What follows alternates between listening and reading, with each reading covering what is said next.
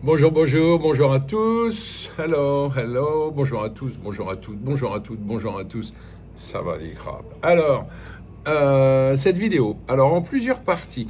Comme vous l'avez compris, le fait d'être à Wahin m'a fait visiter le fameux Munson Valley Vineyard, c'est-à-dire que c'est, oui, un des vignobles de Thaïlande. Du coup, ça m'a fait m'intéresser à la viticulture en Thaïlande et donc j'ai prévu de faire une petite vidéo explicative sur ce sujet passionnant avec une partie un peu générale, comme ça vous serez au courant, et puis en fin de vidéo, une partie plus précise sur le Munson Vineyard.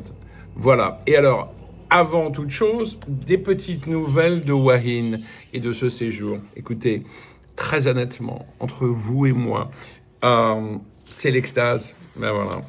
Ouais, je m'y sens, mais alors, comme je ne me suis jamais aussi bien senti en Thaïlande. Pourquoi? D'abord parce que je suis au calme, je me rends compte à quel point Wahin est privilégié quant au climat. Parce qu'on est en pleine saison des pluies et la pluie, très honnêtement, on la voit très peu. Tiens, d'ailleurs, le jour où on a été au Munson Valley, euh, il pleuvait. Voilà, c'est très joli quand il pleut. Bon, évidemment, c'est pas pratique pour se promener dans les vignes, ce qu'on n'a pas fait. Par contre, depuis la terrasse du restaurant, c'était pas mal. Bref, beaucoup de chance. Il fait beau, il y a du soleil, on peut se baigner et il pleut très peu, vraiment. Super chouette. Et puis après, évidemment, quand je me balade à Wahin, c'est le jour et la nuit, c'est-à-dire que fini les touristes alcoolisés, en débardeur, Chang, voilà. Ici, les gens sont quand même un peu plus, je sais pas comment dire,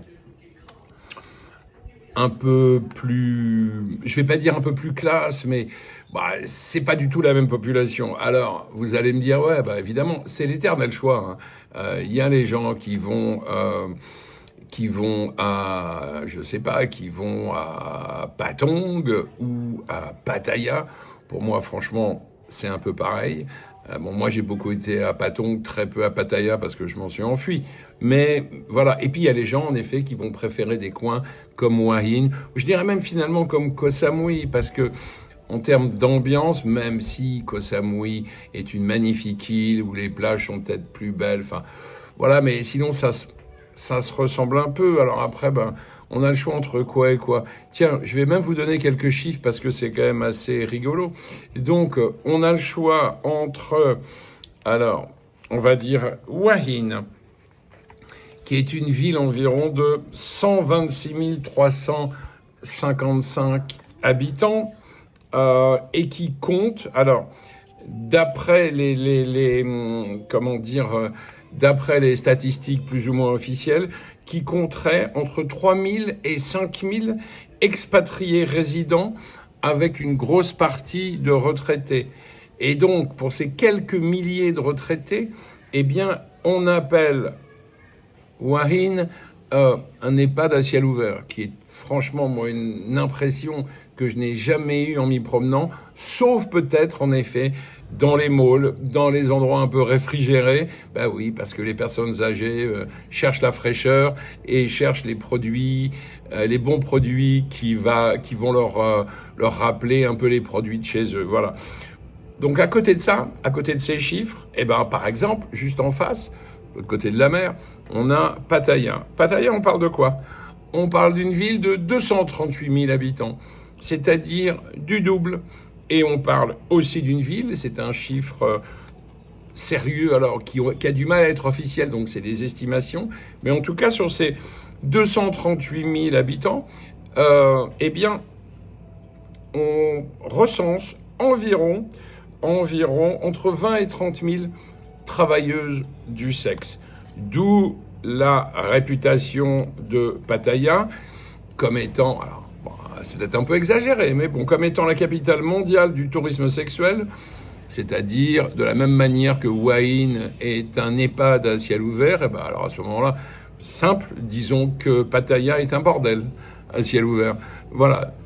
Je rigole, mais enfin, vous voyez, alors, c'est la mode en ce moment de comparer les deux. Alors évidemment, c'est souvent fait par des mecs de Pattaya, donc Pattaya gagne toujours. Mais c'est juste pas comparable. C'est pas les mêmes populations. Pattaya, c'est quand même pas mal, hein, de beaucoup de tourisme, de fêtards, Oui, il y a aussi, bien sûr, des familles, des expatriés, tout ça. Wahin, c'est principalement des expatriés, c'est-à-dire que c'est pas des touristes. Donc, bah oui, ça explique le fait que Wahin, il n'y a pas une vie nocturne très développée. Et j'espère que ça ne deviendra pas, parce que Wahin a quand même plein de projets. C'est des projets intelligents, honnêtement, puisqu'en effet, ils voudraient, par exemple, ils sont en train d'agrandir l'aéroport, de l'ouvrir à des vols internationaux, mais ils ont des cibles très précises, notamment une des premières lignes qu'ils vont ouvrir, c'est vers Singapour, enfin c'est entre Wahin et Singapour, parce que, d'après ce qu'on m'a expliqué, ils aimeraient attirer les riches singapouriens vers les golfs de Wahin, qui sont magnifiques. Voilà. Et comme évidemment c'est moins cher que Singapour, voilà, c'est pas une mauvaise idée, c'est pas loin. Les Singapouriens peuvent venir, ils vont commencer à jouer au golf, ça va leur plaire, ils vont investir sans doute, acheter des condos. En tout cas, voilà, moi c'est quand même c'est une population, ils peuvent venir, il n'y a pas de problème. On les aime déjà, les Singapouriens qui viennent jouer au golf. Bon, les prix de l'immobilier risquent de monter un peu par contre, mais c'est pour ça qu'il faut se dépêcher. Voilà. Par contre, très honnêtement, les touristes en débardeur Chang qui ne cherchent que l'alcool et les filles, les gars, restez à Patong et à Pattaya, vous y êtes beaucoup mieux. Ici, franchement, vous allez être malheureux, vous allez vous ennuyer comme la mort. Bref, je reviens immédiatement pour donc mon premier petit volet, un peu général, que j'espère intéressant, sur la viticulture, les vignobles en Thaïlande. À tout de suite. Welcome en Thaïlande. Et alors, bah évidemment, quand on pense à la Thaïlande, on imagine quoi? On imagine les rizières, les cocotiers, les manguiers. Beaucoup plus rarement des rangées de syrah ou de chenin blanc, qui sont donc des cépages, je le rappelle. Donc, je parle de vignes. Voilà. Et pourtant, la Thaïlande produit du vin. Et oui, alors, en quantité modeste, certes, mais avec une ambition réelle. Alors, tous les vignobles qu'on trouve ici, ils appartiennent à ce qu'on appelle les vins de nouvelle latitude. Des vins élaborés en dehors de la ceinture viticole traditionnelle. Qui généralement se situent entre les 30e et 50e parallèles des deux hémisphères. Voilà. La Thaïlande, elle, se trouve beaucoup plus près de l'équateur, entre environ 6 et 20 degrés de latitude nord. Elle ne bénéficie donc pas, mais ça vous le savez, d'un véritable hiver au sens où on l'entend, ni d'un repos végétatif naturel. Comparable à quoi? Comparable à ceux que vous allez trouver à Bordeaux, dans Bourgogne, dans la vallée du Rhône. Donc faire du vin ici, en fait, ça revient à demander à une plante de climat tempéré de réinventer totalement son calendrier. Et oui, vous voyez, il n'y a pas que nous qui réinventons notre calendrier. Les plantes aussi, et la vigne en particulier. Alors, en fait, c'est ça, finalement, précisément, qui va rendre cette viticulture hyper intéressante. Elle est petite passe à superficie, donc les chiffres disponibles varient et distinguent rarement le raisin de cuve et le raisin de table, mais elle constitue par contre un extraordinaire laboratoire agronomique. Voilà. Pour comprendre le vin thaïlandais, il faut d'abord oublier une partie de ce que l'on croit savoir sur le cycle de la vigne. Alors, quel est le défi fondamental ici? Le défi fondamental, figurez-vous, c'est de fabriquer un hiver pour les vignes. Voilà, donc dans les régions viticoles classiques, l'hiver met la vigne au repos. La plante va perdre ses feuilles, ralentir son activité, puis elle va redémarrer au printemps. Sous les tropiques, ce signal climatique est absent, il n'existe pas. Avec de la chaleur et de l'eau, la vigne peut pousser presque continuellement. Du coup, le vigneron thaïlandais doit donc recréer artificiellement le rythme des saisons. Son outil principal n'est pas une machine hyper sophistiquée, non. Son outil principal, c'est la taille. En taillant à un moment soigneusement choisi, il provoque un nouveau départ de la végétation et programme la maturation des raisins pendant la période la plus favorable. Alors, dans de nombreux domaines, la vendange destinée aux vins de qualité intervient pendant la saison sèche, souvent, on va dire, entre février et mars. L'objectif, il est simple, hein, c'est éviter que la maturation ne coïncide avec les pluies les plus abondantes, vous imaginez bien. Certains sites ou certaines parcelles peuvent connaître d'autres calendriers, voire même plusieurs cycles. Mais la recherche de qualité conduit généralement à une récolte principale en saison sèche. Vous imaginez la vendange sous des trompes d'eau? Franchement, non. Alors, donc, chaleur, pluie et quelque chose que je vais appeler la pression sanitaire. La chaleur accélère l'accumulation des sucres. Si elle n'est pas maîtrisée, le raisin peut devenir très riche en sucre avant que les arômes et les tanins n'aient atteint leur pleine maturité. Le risque, évidemment, c'est d'obtenir des vins puissants en alcool, mais manquant de fraîcheur. L'humidité, elle, pose un autre problème. Elle favorise le mildiou, l'oïdium, les pourritures et une forte pression des insectes. Le feuillage doit être aéré, les grappes surveillées en permanence et le drainage irréprochable. La brise, l'altitude, l'orientation des rangs et la nature du sol deviennent des alliés essentiels. L'eau, bien évidemment, doit aussi être gérée avec la plus grande des précisions.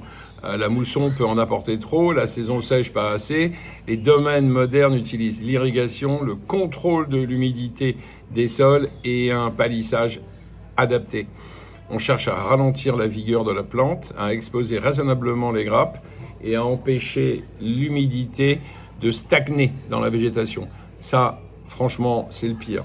Voilà. Autrement dit, la viticulture tropicale n'est pas une viticulture. Il est dur ce mot, là, viticulture, tout d'un coup. Non, en tout cas, c'est pas une viticulture facile. Voilà, elle existe davantage d'intervention, davantage d'observation et une très grande réactivité. Mais elle possède aussi un avantage, le vigneron peut, dans une certaine mesure, choisir le calendrier de la vigne au lieu de le subir entièrement, ce qui est évidemment plus le cas chez nous. Alors, petit point d'histoire rapide. Le vin est connu au Siam depuis les contacts anciens, très très longtemps, avec les Européens, notamment à l'époque des échanges diplomatiques avec la France, au XVIIe siècle. Eh oui, quand même. Cela ne signifie pas pour autant qu'une véritable viticulture commerciale existait déjà. Pendant longtemps, en fait, le vin est resté un produit importé, associé aux étrangers, aux élites et évidemment aux très bons restaurants, aux hôtels internationaux. Voilà. Les premières, c'est incroyable ce que je vais vous dire, les premières expérimentations agricoles modernes se développent en fait au XXe siècle, à partir des années 50. Des projets royaux encouragent la diversification des cultures et l'acclimatation de nouvelles plantes. La vigne est d'abord souvent cultivée, pourquoi ? Pour le raisin de table, tout simplement, avant que certains entrepreneurs ne s'intéressent sérieusement au vin. Ça nous fait plaisir, ça, à nous autres les Français, hein. Mais oui. Un tournant intervient dans les années 1990, le château de Loy, créé par, dur à prononcer, je vais le lire, tiens, Chaijut Karnasuta, dans le nord-est du pays, commercialise en 1995 l'un des premiers vins thaïlandais modernes et ouvre la voie à l'exportation. D'autres domaines apparaissent ou se structurent, Phi Valley à Khao Yai, Siam Winery, aujourd'hui étroitement associé à Munson Valley, puis Grande Montée. Bon, voilà, je vous expliquerai après. On verra ça après, quand on va parler des domaines. Voilà. En 2004, la Thai Wine Association est créée afin de défendre les vins élaborés à partir de raisins cultivés en Thaïlande et d'en améliorer la reconnaissance. Une étape symbolique supplémentaire est franchie en 2018, après l'enregistrement de l'indication géographique Khao Yai Wine. Pour un pays sans tradition viticole ancienne, obtenir une reconnaissance fondée sur l'origine géographique est une manière d'affirmer qu'un territoire thaïlandais peut réellement exister. Et oui, c'est la réalité. Alors, quels cépages peuvent résister ici? Les vignerons thaïlandais n'ont pas créé une famille entièrement nouvelle de cépages tropicaux. Ils ont surtout sélectionné avec beaucoup de soin, parmi les variétés internationales, celles qui supportent le mieux la chaleur, l'humidité et un cycle végétatif inhabituel. Parmi les blancs, le chenin blanc occupe une place importante. Il conserve une acidité intéressante et peut donner des vins secs, fruités ou parfois effervescents. Le colombard, naturellement vif et aromatique, s'adapte également très bien. On rencontre aussi le vionnier, plus floral et généreux, ainsi que le malaga blanc, historiquement très présent comme raisin polyvalent. Pour les rouges, pas de surprise, la Syrah, ou Shiraz pour certains, est devenue le cépage emblématique. La Syrah aime la chaleur et produit des vins colorés, épicés, souvent marqués par des fruits noirs. Le Cabernet Sauvignon, la Sangiovese, le Tempranillo, la Grenache et le Dornfelder sont présents à des degrés divers. Certains domaines expérimentent aussi le Pinot Noir, mais celui-ci est naturellement plus délicat. Sous un climat chaud, la Thaïlande possède enfin des variétés locales ou régionalement sélectionnées, notamment Black Queen et Pok Doom. Leur intérêt ne tient pas seulement à leur originalité, elles représentent la recherche d'une identité moins dépendante des modèles européens. Dans le verre, à quoi s'attendre? Il ne faut pas s'attendre à une copie exacte d'un vin français ou italien.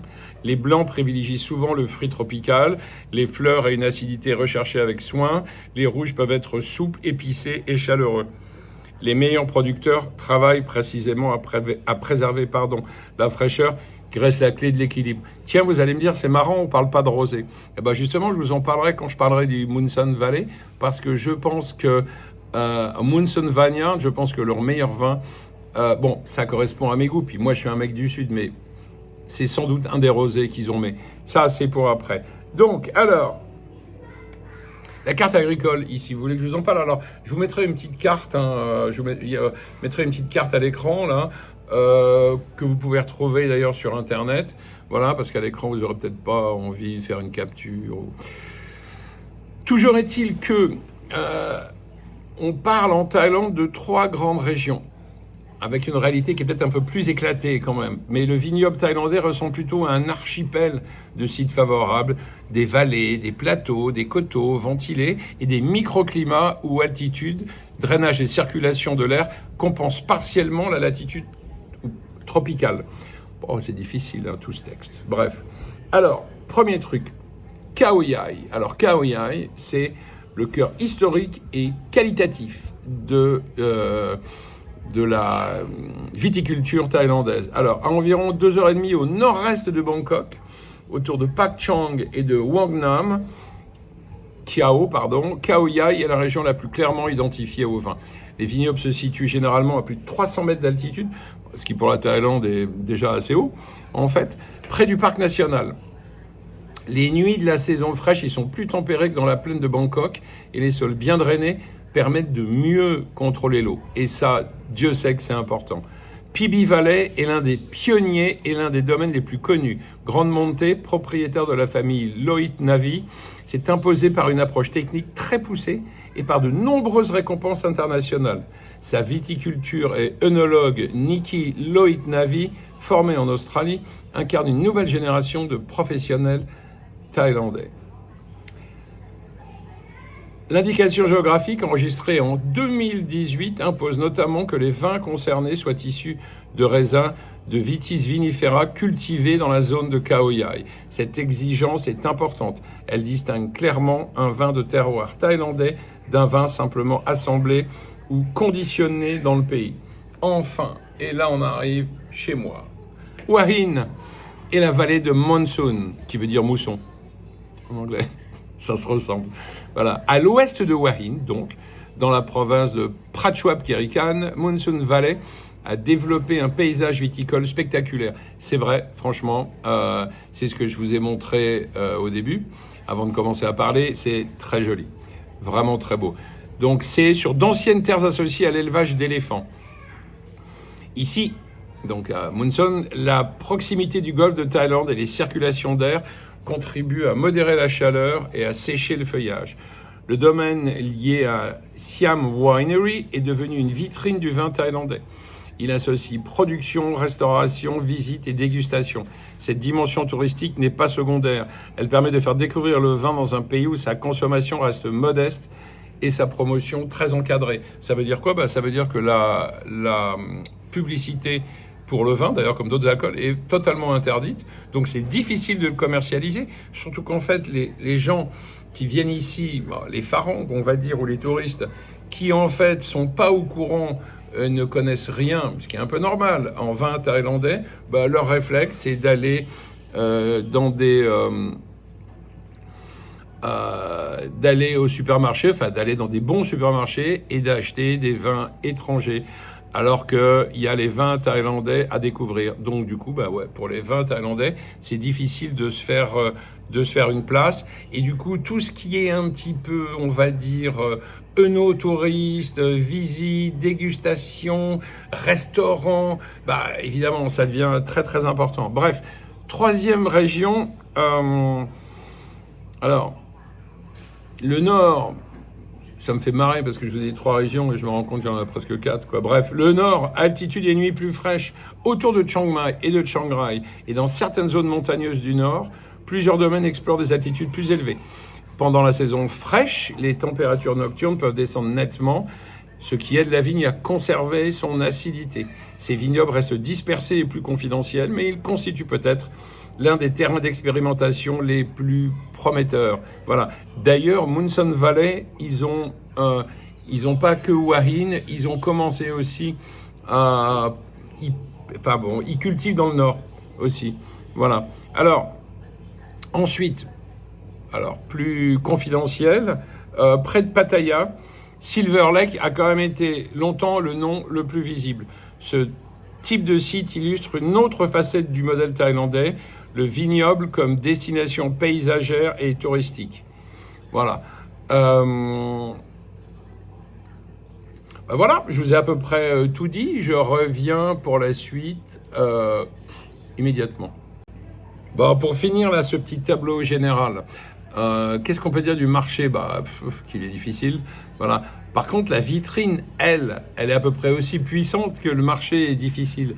Le vin reste minoritaire, évidemment, dans la consommation d'alcool en Thaïlande. Très loin derrière la bière, vous connaissez les marques, et les spiritueux. Il souffre en plus ici dans le royaume d'une fiscalité élevée, d'un prix de vente souvent important et d'une culture de consommation encore récente. En effet, à part les centres urbains, les villes touristiques, où en effet les étrangers, mais surtout les étrangers, ou éventuellement les Thaïlandais aisés, ils vont consommer du vin, mais du coup, naturellement, peut-être aussi pour des raisons de prestige, ils vont aller vers des vins réputés plutôt européens. Alors attention, on trouve ici en Thaïlande beaucoup de vins australiens, sud-africains, qui sont d'ailleurs très bons. Mais c'est vrai que lors d'un dîner à table ou lors d'un apéro, une petite bouteille de Chablis fait toujours son effet, n'est-ce pas ? Mais bon, voilà. Mais je vous assure qu'il y a des très bons produits, et notamment on va en reparler à propos du Munson Valley blanc et rosé. Moi, je suis pas du tout rouge, donc évidemment, j'ai plus de mal à en parler. Bref, les producteurs locaux, évidemment, doivent en outre affronter les vins... c'est ce que je viens de vous dire, en fait. Ouais. On trouve pas mal de vins italiens aussi, tiens. Chili, Nouvelle-Zélande. Voilà, donc j'ai dit Australie, France évidemment, Italie, Chili, Nouvelle-Zélande, Afrique du Sud. Voilà. Et donc, un autre obstacle, c'est la réglementation. Depuis novembre 2025, la loi thaïlandaise renforcée sur le contrôle des boissons alcoolisées interdit largement la publicité et certaines formes de promotion, tout en prévoyant des exceptions limitées pour des communications factuelles ou éducatives. Il est donc plus exact ici de parler d'un encadrement extrêmement strict que d'une interdiction absolument totale de toute parole sur le vin. En tout cas, et c'est ce que je vous ai dit avant, dans ce contexte, du coup, le no-tourisme devient un truc essentiel. Les domaines ne vendent pas seulement une bouteille, ils proposent une excursion, un déjeuner, un tour à dos d'éléphant, un paysage, une histoire. La visite permet d'expliquer pourquoi un vin tropical coûte cher, comment il est produit et en quoi il diffère d'un vin importé. Quand je dis qu'il coûte cher, je vous donne une première indication. Par exemple, la bouteille de rosé que j'aime beaucoup, vous verrez une petite image apparaître à un moment donné, elle vaut, alors que je dise pas de bêtises, elle est aux alentours de 800 bahts la bouteille. Bon, ça fait partie des bouteilles les plus chères, mais il est très bon. D'ailleurs, à tel point que moi qui suis un grand adepte du rosé piscine, les gens du Sud sauront ce que c'est, j'ai trouvé celui-là tellement bon que je me suis dit, ouais, le noyer dans les glaçons, franchement, c'est pas classe, quoi. Bref, non, mais je le trouve trop bon pour être noyé dans les glaçons. Voilà. Donc en fait, du coup l'exportation va jouer également un rôle. Alors d'image, ça rapporte pas beaucoup d'argent parce que les volumes demeurent limités, mais la présence des vins thaïlandais dans des restaurants, dans des concours et sur certains marchés étrangers offre au pays une visibilité qui est d'ailleurs disproportionnée par rapport à la taille de son vignoble. Le vin devient alors un ambassadeur de la gastronomie et du savoir-faire thaïlandais. Ouais, on parle de gastronomie, mais je vous garantis que, en fait, alors, le blanc peut-être moins, mais moi je considère que le blanc, alors, à part le classique accord blanc-poisson, mais moi je trouve que c'est un vin rafraîchissant idéal pour l'apéro. Le rosé, par contre, est un vin qui va très bien avec... Alors, le rosé thaïlandais est un vin qui va très bien avec la nourriture thaï. Voilà, moi j'en ai fait l'expérience. Franchement, c'est délicieux. Et d'ailleurs, tiens, j'ai aussi fait une autre expérience parce que du coup, bon, après ma visite au Munson Valley, alors, il y a une boutique, figurez-vous, à Hua Hin où on peut déguster et en acheter, qui est une sorte de cave à vin qui fait bistrot dégustation aussi, qui se trouve à... je vous dirai, je vous le mettrai en... Je me rappelle, Villa Market, je crois que c'est comme ça que ça s'appelle, il me semble, ouais. Et d'ailleurs, c'est curieux parce que le vin, en fait, il est plus cher à Villa Market, donc chez Munson Valley, qu'au restaurant de Munson Valley à la carte. Je vous expliquerai aussi comment fonctionne la carte là-bas, vous verrez. C'est intéressant. Donc voilà, ouais, tout ça pour dire qu'après, du coup, n'ayant pas fait ça, j'ai acheté une bouteille de vin rosé français que j'ai acheté chez Macro. Vous me direz, c'est peut-être pas l'endroit idéal. Franchement, c'était très, très en dessous du Munson Valley. Bon, mais par contre, c'était beaucoup moins cher aussi, puisque je vous ai dit, le Munson Valley, alors à Hua Hin, vous allez le toucher à 800 bahts la bouteille, mais le mauvais vin français, rosé, à Macro, il était déjà à 400. Voilà. Alors, du coup, quel avenir pour le vin français français, vous voyez, pour le vin thaïlandais. Alors, il y a un truc qui est clair, c'est que la Thaïlande ne va pas devenir à court terme un géant mondial du vin. Voilà, le foncier, le climat, les coûts de production, la réglementation et la taille du marché limitent son expansion. Mais mesurer uniquement son intérêt en hectares ou en bouteilles serait passer à côté de l'essentiel. Et oui, parce que cette viticulture, en fait, montre que les frontières du vin ne sont pas immuables. Elle oblige à repenser le calendrier végétatif, le choix des cépages, la gestion de l'eau et la notion même de terroir. À l'heure du changement climatique, l'expérience acquise dans les zones chaudes et humides pourrait devenir précieuse et bien au-delà de la Thaïlande. Et toc, et oui. Son devenir dépendra probablement de 4 éléments: la recherche de cépages mieux adaptés, la maîtrise sanitaire avec des pratiques plus durables, la valorisation des indications géographiques et le développement d'un œnotourisme de qualité capable de relier le vin au paysage et à la cuisine thaïlandaise. Donc, en conclusion de cette première partie générale, le vin thaïlandais demeure une production de niche, certes, mais ce n'est plus une simple curiosité exotique. Et non, derrière chaque bouteille se trouve une question presque philosophique. Jusqu'où peut-on adapter une plante à un climat qui n'est pas le sien? Les vignerons thaïlandais répondent par la taille, l'irrigation, l'observation, la technologie et beaucoup, beaucoup de persévérance. Ils sont connus pour ça. Ils ne cherchent pas seulement à reproduire Bordeaux ou Vallée du Rhône sous les tropiques. Les meilleurs d'entre eux tentent de construire une identité propre, celle d'un vin de mousson, d'où le Monson Valley, vendangé en saison sèche, né entre chaleur équatoriale, altitude et brise marine. La prochaine fois que quelqu'un vous dira que la vigne a besoin de l'hiver, vous pourrez répondre généralement oui, sauf qu'en Thaïlande, les vignerons ont appris, on lui a inventé un hiver. Voilà. Prochain chapitre, étude de cas, mon préféré, Monson Valley Vineyard. À tout de suite. Bon, alors, le Monson Valley Vineyard. Alors, notre petite escapade, on a fait ça un dimanche pluvieux. Comme on avait décidé de le faire, on a vu la pluie le matin, on savait que grosso modo, on allait plutôt au resto que marcher dans les vignes. Du coup, on a gardé le programme et on y a été. Alors, Monson Valley, c'est à environ 40 km de la côte de Hua Hin. Faut compter entre 45 et 1 heure pour y aller. La route est très jolie. Et arriver au vignoble, là, franchement, c'est très, très beau. C'est-à-dire que ça vaut vraiment le coup. J'avais fait une réservation au restaurant.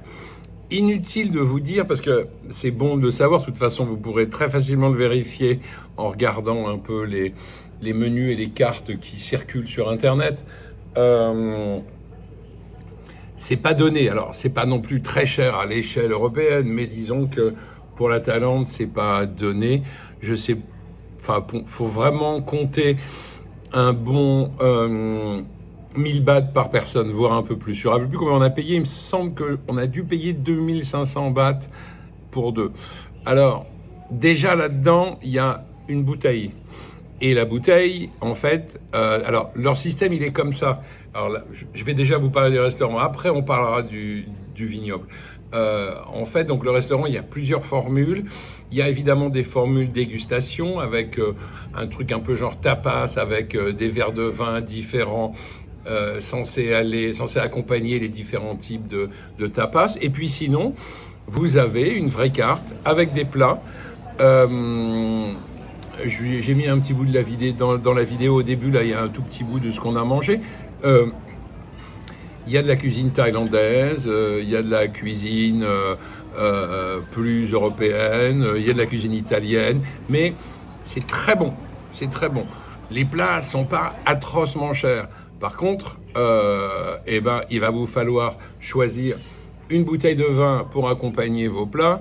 Nous, on a choisi en fait la bouteille de rosé qui est la cuvée un peu prestige, et cette bouteille nous a quand même coûté 800 bahts à peu près, 700 et quelques. Voilà, ce qui veut donc dire qu'au 2005, il faudrait déjà enlever les 800, puisque quand vous allez au resto en Thaïlande, c'est rare que vous preniez une bouteille à ce prix-là, ou même que vous preniez une bouteille tout court. Donc bon, voilà, alors il y a un truc très classe là-bas, c'est une habitude qui est formidable ici, parce que vous n'avez pas besoin de demander, vous prenez votre bouteille, que vous n'allez sans doute pas finir, même si vous êtes deux, pour plusieurs raisons. D'abord, il faut consommer avec modération, et deuxièmement, moi j'étais au volant, je conduisais, donc hors de question de boire beaucoup. C'est pas du tout pour éviter les contrôles de police, c'est pour ma propre sécurité et celle de ma compagne. Voilà. Donc en fait, il restait pas loin d'une demi-bouteille, un peu moins. Et automatiquement, sans que vous ayez besoin de demander, ils rebouchent la bouteille, ils la mettent dans un joli petit sachet et ils vous la donnent pour que vous puissiez l'emporter. J'ai pas de souvenir de restaurant en France qui fasse ça. Ça doit exister, et sans doute. Moi, j'y vais pas beaucoup au restaurant. Vous me direz si vous en connaissez qui. Sans que vous ayez à demander, hein. Voilà. Immédiatement, il reste une demi de la bouteille, il vous la donne. Voilà, dans un joli petit sachet, avec le sourire. Donc, mais franchement, on a très bien mangé. Oui, ça vaut un peu d'argent, mais c'était tellement agréable comme petite balade. Et encore, hein, il pleuvait, donc on n'a pas pu se balader dans les vignobles. Voilà, ça aurait été... Et le coin est vraiment magnifique. Bref, alors, le Munson Valley Vineyard. Alors, on pourrait dire en fait que finalement, c'est peut-être le domaine qui illustre le mieux l'ambition et les paradoxes du vin thaïlandais. Alors, un peu d'histoire. D'abord, donc l'histoire commence avec Chalerm Yuvidya, fondateur de Siam Winery en 1986. Son projet à lui, c'est tout simplement de développer une véritable culture du vin en Thaïlande et de créer des vins capables d'aller avec la cuisine locale. La marque Munson Valley, elle, est lancée en 2003. Quelques années plus tard, les premières vignes sont plantées dans les collines à l'ouest de Hua Hin, sur un site qui était d'abord connu sous le nom de Hua Hin Hills Vineyard, puis rebaptisé Munson Valley Vineyard par la suite. Le choix de Hua Hin, vous imaginez, il n'est pas anodin. D'abord, la ville possède une longue histoire de villégiature royale et attire une clientèle thaïlandaise un peu aisée, on va dire, et internationale de la même façon. Le vignoble lui-même se trouve à l'intérieur des terres, donc je vous l'ai dit, environ 40 km à peu près, dans un paysage très vallonné, totalement différent de ce que vous allez trouver en bord de mer. Mais c'est vraiment magnifique. Ce site, à l'origine, était associé à l'élevage d'éléphants. Cette origine est encore souvent racontée dans la présentation du domaine et explique la présence historique de promenades à dos d'éléphants.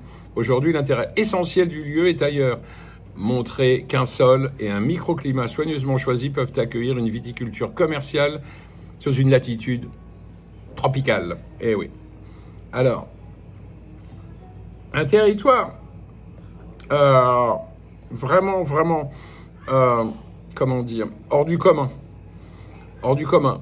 Un territoire d'ailleurs qui a été finalement autant construit que découvert. Alors, le domaine met en avant des sols de sable limoneux capables d'évacuer rapidement les excès d'eau. C'est un avantage décisif pendant la mousson. Le relief favorise également le drainage, tandis que les brises venues du golfe de Thaïlande contribuent à la circulation de l'air et limitent la stagnation de l'humidité sur les feuilles. Vous voyez comme quoi, bien choisir le terrain, c'est quand même important. Alors, il faut cependant éviter de transposer trop vite le vocabulaire européen. Ici, le terroir ne repose pas seulement sur une combinaison naturelle de sol et de climat, il dépend aussi fortement de l'intervention humaine, beaucoup plus que chez nous. Irrigation pendant la saison sèche, drainage pendant les pluies, taille pour déclencher le cycle, palissage, contrôle du feuillage et surveillance sanitaire presque permanente. Je vous mets le lien vers un documentaire YouTube qui parle des vins en Thaïlande et vous verrez, il y a une partie sur Munson Valley qui est hyper intéressante. Évidemment, moi, c'est pas ça que je fais. Voilà, mais franchement, c'est super intéressant. Donc Munson Valley, oui, c'est juste un très bon exemple de terroir, je dirais, construit plus que de terroir naturel. La nature, elle a fourni ce qu'elle pouvait, elle a fourni le relief, le sol et les vents, et le vigneron, lui, fabrique le calendrier et maintient l'équilibre de la plante. Ce n'est pas moins authentique, mais c'est une autre manière de concevoir le rapport entre le vin et son lieu d'origine.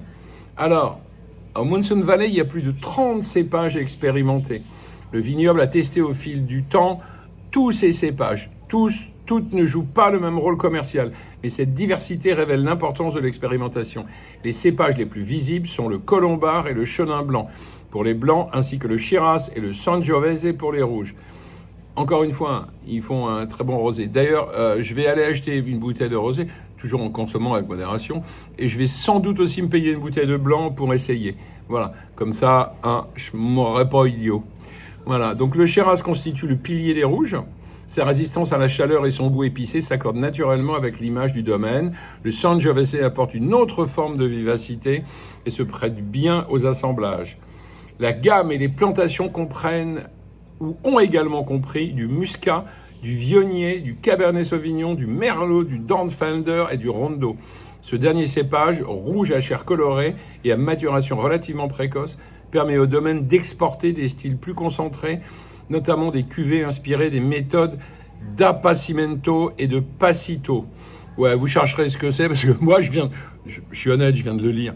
Voilà, de temps en temps, quand même, il faut que je lise. Hein. Je suis pas un expert œnologue non plus. Bref. Donc, Munson Valley propose, comme on peut le voir sur la carte que vous trouverez sur Internet, plusieurs niveaux de vin.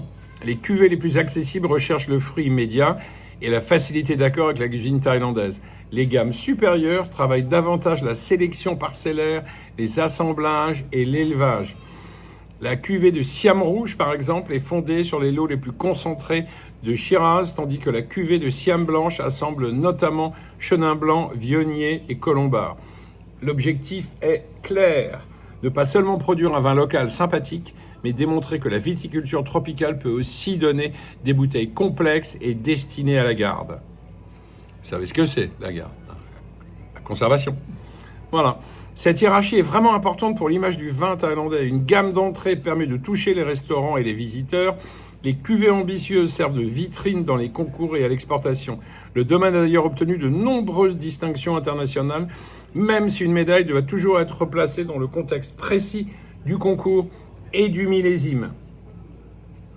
Ensuite, la vendange comme événement, bien sûr, à Munson Valley, la récolte principale se déroule généralement pendant la saison sèche, autour de février-mars. C'est aussi la période du festival des vendanges. Le public peut alors assister à des activités autour de la vigne, des dégustations et dans une mise en scène plus festive que strictement technique au foulage du raisin.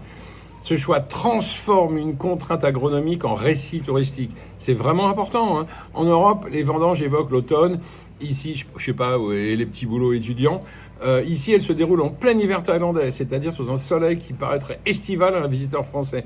Ce décalage résume à lui seul la notion de nouvelle latitude. Un domaine, mais 3 sources d'approvisionnement. Il faut enfin distinguer le vignoble de Hua Hin de l'ensemble de la production Munson Valley. Selon la présentation officielle de la maison, les raisins utilisés pour ces vins proviennent de 3 zones. Munson Valley Vineyard à Hua Hin, Tab Quang Vineyard et Chiang Mai Vineyard. Cette géographie élargie permet de jouer sur plusieurs conditions climatiques et plusieurs profils de raisins. Elle invite aussi à poser une question utile lors d'une dégustation. La bouteille présentée est-elle issue exclusivement du vignoble de Hua Hin, d'une autre zone ou d'un assemblage de provenance? Cette précision est plus informative que la seule mention de la marque. Le no-tourisme au cœur du modèle économique. Truc important, parce que les pauvres, ils ont quand même, c'est très important pour eux. Le bâtiment d'accueil, la salle à wine, bar et bistrot dominent les rangées de vignes. La vue, la restauration, les visites et les dégustations sont conçues comme un ensemble. Munson Valley ne vend pas uniquement un produit agricole, il vend l'expérience de découvrir un vignoble tropical. Cette stratégie répond à plusieurs nécessités. Elle permet d'expliquer les prix, de contourner partiellement les difficultés de communication imposées par la réglementation et d'associer les vins à des plats thaïlandais. Elle contribue surtout à créer une mémoire. Le visiteur se souviendra peut-être moins d'une fiche technique que du contraste entre la vigne, les collines et la chaleur de Hua Hin. Donc, si vous visitez le domaine, regardez d'abord la conduite de la vigne, la hauteur du feuillage, l'espacement des rangs et la manière dont les grappes sont protégées tout en restant ventilées. Observez ensuite le sol et la pente qui permettent à l'eau de s'évacuer. Cherchez enfin les différences entre parcelles, exposition, vigueur, âge, apparent des cèpes et cépages indiqués. Lors de la dégustation, 3 questions peuvent guider l'attention. Le vin conserve-t-il suffisamment d'acidité? La maturité du fruit reste-t-elle équilibrée par de la fraîcheur? Et les arômes évoquent-ils seulement un cépage international? Ou commence-t-il à exprimer une personnalité proprement thaïlandaise? Important, ça. On peut également interroger l'équipe sur la date exacte de la taille et de la vendange, le rendement, l'origine des raisins, l'usage et l'irrigation, et la proportion de bois neuf dans les cuvées élevées en fût. Cette réponse permet de passer du beau paysage à la compréhension réelle du vin. Munson Valley résume finalement tout ce que nous avons évoqué. Une vigne privée d'hiver naturel, un calendrier construit par la taille, une lutte constante contre l'humidité, des cépages choisis pour la chaleur et un modèle économique dans lequel le no-tourisme est presque aussi important que la bouteille. Mais le domaine ajoute quelque chose que les chiffres et les cartes ne peuvent pas transmettre. La preuve visuelle, voir des grappes mûrir dans ces collines, à quelques dizaines de kilomètres des plages de Hua Hin, suffit à comprendre que le vin thaïlandais n'est plus une hypothèse, il est devenu Un véritable paysage, et oui, franchement, et c'est un paysage qui est magnifique. Bon, j'ai beaucoup blablaté, j'espère que je vous ai pas saoulé, peut-être un peu, sans doute, c'est pas grave. Pensez bien surtout à liker, commenter, vous abonner, je vous dis à bientôt, voilà. Et n'oubliez pas, consommez avec modération, surtout si vous conduisez. Bye bye, salut.